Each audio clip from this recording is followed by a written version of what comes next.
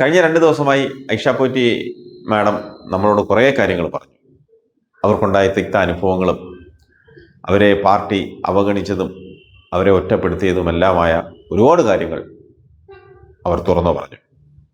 അതിൻ്റെ ബാക്കി ഭാഗം നമുക്ക് ഇന്ന് തുടർന്ന് കേൾക്കാം. അതുപോലെ വികസന പ്രവർത്തനങ്ങൾ പറയുമ്പോൾ നമ്മൾ കൊല്ലം ചെങ്കോട്ട റോഡിൽ നിന്ന് നമ്മൾ നെടുവത്തൂരിൽ നിന്ന് ഒരു ഫ്ലൈ ഓവർ ബൈപ്പാസോ ഫ്ലൈ ഓവർ അതൊരു റിംഗ് റോഡിന്റെ ഹാഫ് റിംഗ്, അപ്പുറത്തേത് പിന്നെ ചെയ്യാൻ പറ്റും. ഇതിന് 19.42 കോടി രൂപ കിഫ്ബിയിൽ അനുവദിച്ച് അതിന്റെ BM വരെ ചെയ്തു തീർത്തു. BC ചെയ്യാത്തോണ്ട് അത് പൊളിഞ്ഞു പോയി. അത് ഞാൻ അപ്പോഴത്തേക്ക് ഇറങ്ങി ഒരു ലെയർ ചെയ്തപ്പോഴത്തേക്ക് എന്റെ കാലാവധി കഴിഞ്ഞു. നിങ്ങളെല്ലാം അന്വേഷിച്ചോണ്ടേ ഈ പറയുന്ന 100% സത്യം. ഞാൻ പറഞ്ഞുകൊണ്ട് ഒത്തിരി സ്ഥലം വിട്ടു തന്നു. ഇപ്പൊ എനിക്ക് ഇറങ്ങി നടക്കുമ്പോൾ എന്നോട് ചോദിക്കുക അന്ന് പറഞ്ഞിട്ടല്ലേ സ്ഥലം വിട്ടു തന്ന് റോഡ് പൊളിഞ്ഞു വന്നു. 5 വർഷമായിട്ട് പണി നടക്കുന്നില്ല. ഇനി റീടെൻഡർ ചെയ്തോ അത് ചെയ്യുന്നുണ്ടോ എന്ന് എനിക്ക് പറഞ്ഞോളൂ. ഞാനിപ്പോ ഒന്നും അന്വേഷിക്കാറില്ല. ഇപ്പൊ ഞാൻ കഴിഞ്ഞ ദിവസം ഇന്നലെ ഇപ്പൊ ഉള്ള എനിക്ക് തോന്നുന്നു ഒരു ഇലക്ഷൻ സ്റ്റണ്ട് ആണോ എന്ന് എനിക്ക് തോന്നുന്നുണ്ട്. കൊട്ടാരക്കര പുലമൺ ജംഗ്ഷനിലെ ട്രാഫിക് ബ്ലോക്ക് നമുക്കറിയാം. MC റോഡിലെ ഏറ്റവും പ്രധാനപ്പെട്ട ഒരു പോയിന്റ് ആണ് കൊട്ടാരക്കര പുലമൺ ജംഗ്ഷൻ. അവിടുത്തെ ആ ഗതാഗത കുരുക്കും അവിടുത്തെ ആ ട്രാഫിക് ബ്ലോക്കും ഒക്കെ ഒന്ന് മാറ്റിയെടുക്കാനായിട്ട് ഒരു ഫ്ലൈ ഓവർ അല്ലെങ്കിൽ ഒരു ബൈപ്പാസ് അത് പണ്ടുപോലെ പറയുന്ന ഒരു കാര്യമാണ്. അപ്പൊ അത് ഈ വരുന്ന ആഴ്ച ഞാൻ അതിന്റെ ആളുകൾക്കൊക്കെ പൈസ കൊടുക്കുന്നു എന്നൊക്കെ പറഞ്ഞൊരു പോസ്റ്റോ അതുപോലെ ഒരു ഗസറ്റ് വിജ്ഞാപനമൊക്കെ അത് ഫേക്ക് ആണോ ഉള്ളതാണോ എന്നറിയില്ല. അതൊക്കെ ഇവിടെ സോഷ്യൽ മീഡിയയിലൊക്കെ പ്രചരിക്കുന്നുണ്ട്. അത് നമ്മുടെ പ്രത്യേകിച്ച് CPM ഇടതുപക്ഷക്കാരെല്ലാം സമൂഹ മാധ്യമങ്ങളിൽ അതെല്ലാം എടുത്ത് പ്രചരിപ്പിക്കുന്നുണ്ട്. ബൈപ്പാസ് ഉടനെ വരുന്നു, യാഥാർത്ഥ്യമാകുന്നു, അതിന്റെ പൈസ കൊടുക്കുന്നത്. പക്ഷെ ഇന്ന് രാവിലെ ഞാൻ അതിലെ ഗുണഭോക്താക്കൾ 1-2 പേരെ കണ്ടപ്പോൾ അവർ പറഞ്ഞു അവരറിഞ്ഞിട്ടില്ല. അവരുടെ വീട് ഉൾപ്പെടെയാണ് പുതിയ അലൈൻമെന്റില് പുതിയ സർവേയിൽ അവരുടെ വീട് ഉൾപ്പെടെയാണ് ഇത് എടുക്കുമെന്ന് പറഞ്ഞു. അവിടെ കൊണ്ടുവന്ന് മഞ്ഞ കുറ്റിയിട്ടിട്ടുണ്ട്. അവർക്കൊന്നും ചെയ്യാൻ പറ്റുന്നില്ല. അവർക്ക് ബാങ്കിൽ നിന്ന് ലോൺ എടുക്കാൻ പറ്റുന്നില്ല. വിദ്യാഭ്യാസ ആവശ്യത്തിന് കുട്ടികളെ പഠിപ്പിക്കാൻ പറ്റുന്നില്ല. അവരവിടുന്ന് ഒഴിഞ്ഞു കൊടുക്കണം. കിഡ്നി ഫെയിലിയർ ആയ ആഴ്ച 2 ദിവസം ബ്ലഡ് ഇത് ചെയ്യുന്ന രോഗി വരെയുള്ള ആളുകളുണ്ട്. അവരുടെ എല്ലാം ഒരു സുപ്രഭാതത്തിൽ നിന്ന് വീട് മാറി കൊടുക്കണം, അവർക്ക് പൈസ കൊടുക്കാന്ന് പറഞ്ഞാൽ ഇത് എവിടെ നടക്കുന്ന കാര്യം? അല്ല, അങ്ങനെ ചെയ്യാൻ പാടില്ല. നോട്ടിഫിക്കേഷൻ വരണം. ഒരുപാട് സ്റ്റെപ്പ് ഉണ്ട് അതിന്. LAR എടുക്കുന്ന LARകളിലൊക്കെ വരുന്നത് ലാൻഡ് അക്വിസിഷൻ. അപ്പൊ അതിന് നോട്ടിഫിക്കേഷൻ കൊടുത്ത് ആൾക്കാർക്ക് മൊത്തം നോട്ടീസ് കൊടുത്ത് അവരെ അവെയർ ചെയ്ത് അവർക്ക് ഒന്ന് മാറാനുള്ള അവസരവും കൊടുത്ത് KIPയുടെ ഒക്കെ അക്വയർ ചെയ്യുമ്പോൾ അങ്ങനെയല്ലേ. ആ നിയമാനുസൃതം തന്നെ വേണം അത് ചെയ്യാൻ. ഞാനൊരു കാര്യം പറയട്ടെ, എന്നോട് പറഞ്ഞില്ലേ ഒരു ബൈപ്പാസോ ഒരു ഫ്ലൈ ഓവർ ഉണ്ടാക്കണമെന്ന്. 59.46 കോടി രൂപ അനുവദിച്ച് അതിന്റെ ASുമായി TS കൊടുത്ത് ടെൻഡർ ചെയ്താൽ മതിയായിരുന്നു. ആ രവിനഗറിന്റെ അവിടുന്ന് അപ്പുറത്ത് വന്ന് ഇറങ്ങുന്ന ചെറിയ ദൂരം 750 മീറ്റർ അനുവദിച്ചിരുന്നതാണെന്നേ. ഗവൺമെന്റ് റെക്കോർഡുകൾ എടുത്ത് നോക്കിയേ. ബൈപ്പാസിന്റെ കാര്യം അത് എല്ലാ AS വരെ ആക്കിയതാ, എന്നിട്ടും നടന്നില്ല. ഫ്ലൈ ഓവർ ബൈപ്പാസിന് വേണ്ടി ഒരുപാട് ശ്രമം നടത്തിയപ്പോൾ ഭയങ്കരമായിട്ട് പ്രാക്ടിക്കൽ ബുദ്ധിമുട്ട്. അങ്ങനെ നോക്കുമ്പോൾ ഒത്തിരി വീട് പൊളിക്കണം, അത് എളുപ്പമുള്ള കാര്യമല്ല. അപ്പോഴാണ് എല്ലാവരും കൂടി ആലോചിച്ച് അന്ന് ഗണേഷ് കുമാർ MLA ഇതുപോലൊരു സച്ചിൻ ഇപ്പൊ വെഞ്ഞാറമൂട് ചെയ്യുന്നില്ലേ. അങ്ങനെ ഞങ്ങൾ അവിടെ തമിഴ്നാട്ടിലെ ഒരു പാലമൊക്കെ പോയി നോക്കിയപ്പോൾ സത്യം പറഞ്ഞല്ല അതിന്റെ കീഴിലൊക്കെ വണ്ടി പാർക്ക് ചെയ്യുക. അപ്പം നമ്മുടെ ഇവിടെ വരേണ്ട വണ്ടികളല്ലേ ഇവിടെ ഈ കടകളിൽ പോവുള്ളൂ. മേളിൽ കൂടെ പോകുന്നവർക്ക് മേളിൽ കൂടെ അതുകൊണ്ട് വലിയ പ്രശ്നമില്ല. പക്ഷേ ടൗൺ മറിഞ്ഞു പോകുമെന്ന് പറഞ്ഞ് ആരൊക്കെയോ എതിർത്തു എന്ന് പറഞ്ഞു. ഞാൻ ഇറങ്ങിക്കഴിഞ്ഞപ്പോൾ അത് അവോയ്ഡ് ചെയ്തു. അത് നഷ്ടപ്പെട്ടു പോയി. കോടതിക്ക് ഒരു 3 കോടി 20 ലക്ഷം കൂടെ വെച്ചിരുന്നു, അത് പാഴായിപ്പോയി. ഇപ്പൊ 5 കോടി വെച്ചെന്ന് പറഞ്ഞു. ഇതെല്ലാം ചെയ്യണ്ടേ, ചെയ്തു വരണ്ടേ, ചെയ്ത് കാണിച്ചില്ലേ. നമ്മളൊരു MLA മാത്രമായിരുന്നപ്പോഴും ചെയ്ത് കാണിച്ചില്ലേ. അവസാനമായിട്ട് ഒരു ചോദ്യം കൂടെ ചോദിക്കും. അടുത്ത തെരഞ്ഞെടുപ്പിൽ വരുന്ന 2 മാസം കഴിയുമ്പോൾ തെരഞ്ഞെടുപ്പ് ഉണ്ടാവും. ഈ തെരഞ്ഞെടുപ്പിൽ ഇടതുപക്ഷ സ്ഥാനാർത്ഥിയായി ചിലപ്പോൾ ഇപ്പൊ നിലവിലുള്ള MLA തന്നെ മന്ത്രി, ധനകാര്യ വകുപ്പ് മന്ത്രി, ഇവിടുത്തെ MLA അദ്ദേഹം തന്നെ ചിലപ്പോൾ മത്സരിക്കും.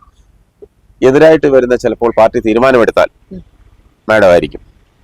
മത്സരിക്കുന്നതിന് ഒരു പ്രയാസവും ഇല്ലല്ലോ. കാരണം ഇത്രയും നാള് നിന്ന ഒരു പ്രസ്ഥാനത്തിനെതിരായിട്ട് നമ്മൾ മത്സരിക്കുന്നു എന്നുള്ള ഒരു സങ്കോചമൊന്നും ഉണ്ടാവില്ലല്ലോ. എന്റെ മുമ്പിൽ ഉള്ള കാര്യമല്ല അതിപ്പം. ഇപ്പൊ അങ്ങനെ ആരും പറഞ്ഞിട്ടില്ല.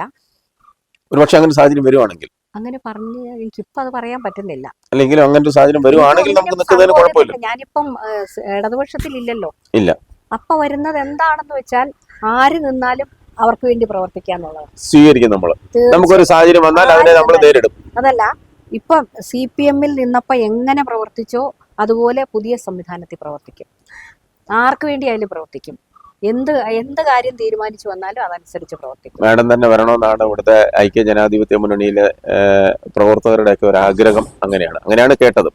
ഒരു അങ്ങനെ ഒരു സാഹചര്യം വന്നാൽ ഉറപ്പായിട്ടും അവരോടൊപ്പം ഉണ്ടാവും, അവരോടൊപ്പം നിൽക്കും, ആ കുടുംബത്തിലൊരു അംഗമായിട്ട് അവരോടൊപ്പം നിൽക്കും. ആ സാഹചര്യം പ്രവർത്തനങ്ങളിൽ ഞാൻ കൂടെ നിൽക്കും. അത് പണ്ടും ഉണ്ടാവും. അത് പിന്നെ ബാക്കിയുള്ള കാര്യം എന്റെ മുമ്പിൽ നിലവിലില്ല ഒന്നും.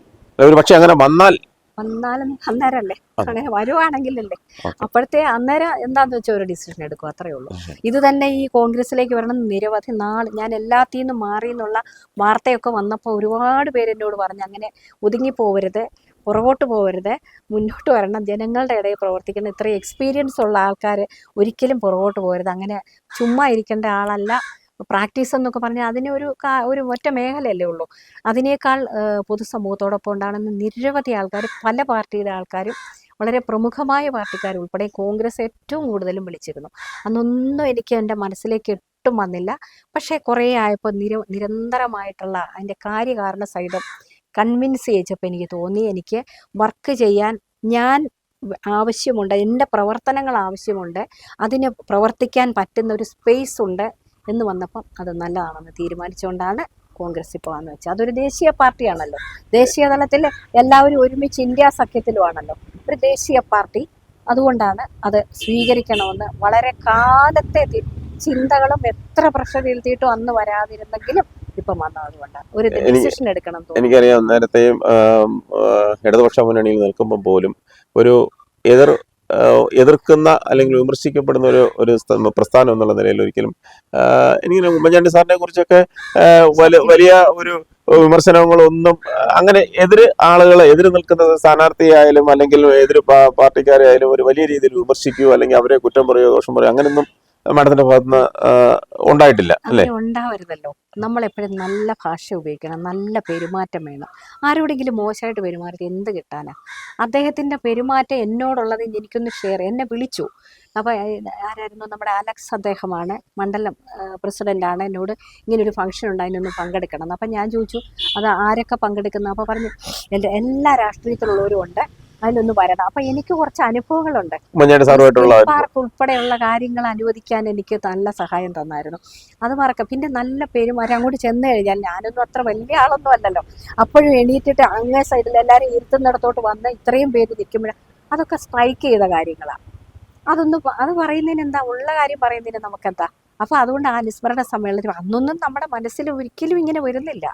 പക്ഷേ കുറേ ദിവസങ്ങളായിട്ട് അപ്പോഴും കണ്ടിന്യൂ ചെയ്തുകൊണ്ടിരുന്നു, അങ്ങോട്ട് വരണം ഇങ്ങോട്ട് വരണം, ഇങ്ങനെ ഓരോ ആൾക്കാരെ പല പാർട്ടിക്കാരും പറഞ്ഞിരുന്നു. അപ്പോഴും ഒന്നും എനിക്ക് പക്ഷെ കൺവിൻസ് ചെയ്യിച്ചു എന്നെ വലിയ നേതാക്കളെ. ഇങ്ങനെ ഒരു തീരുമാനം എടുത്ത് ഇങ്ങനെ വന്നതിന് ശേഷം വീട്ടിൽ പഴയതുപോലെ അങ്ങ് തിരക്കായി അല്ലേ? അതിപ്പോ തിരക്കായിട്ടുണ്ട്. അത് ജീവിച്ചിരിക്കുമ്പോ നമുക്ക് വേണ്ടി മാത്രമല്ലല്ലോ ജീവിക്കണ്ടേ. അപ്പൊ ഓരോരുത്തരുടെ ഇഷ്യൂസ് വരുമ്പോൾ പറ്റാവുന്ന സംസാരിക്കും. ഇപ്പൊ ആൾക്കാർ തിരക്കാണ്, അല്ലെങ്കിൽ കക്ഷികളാണ് ഇവിടെ എപ്പോഴും കൂടുതൽ വരാം. ഓഫീസിലില്ലെങ്കിൽ ഇങ്ങോട്ട് വരും, അവരോടാണ് ഇപ്പൊ. പക്ഷെ കൂടുതൽ ആൾക്കാർ വരുന്നുണ്ടെന്നുള്ളത് സത്യമാണ്. അതൊരു സന്തോഷം. ജീവിക്കുമ്പോൾ വേഗം എല്ലാവരുടെയും കൂടെ ഇങ്ങ് പോകാമല്ലോ, പറ്റാവുന്നിടത്തോളം. ഇത്രയും തിരക്കിനിടയിലും നമ്മളോടൊപ്പം വർത്തമാനത്തിൽ പങ്കുചേർന്ന ഐഷ പൊറ്റി മാഡത്തിന് എല്ലാവിധ ആശംസകളും. നമസ്തേ, നമസ്കാരം.